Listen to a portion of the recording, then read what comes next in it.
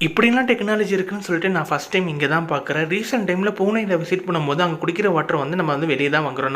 நம்ம தமிழ்நாட்டில் வந்து கேன் பிஸ்னஸ் பண்ணுறாங்கன்னா அதே மாதிரி தான் இங்கே water business automatic water business தான் பண்ணுறாங்க.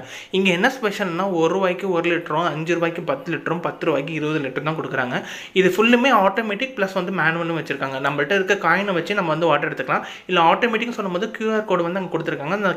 அந்த கூட வந்து நம்ம ஸ்கேன் பண்ணிவிட்டு நம்மளுக்கு எவ்வளோ லிட்டர் வேணுமோ அந்த லிட்டருக்கு வந்து நம்ம பே பண்ணிவிட்டு அந்த வாட்டர் வந்து நம்ம வந்து எடுத்துக்கலாம்.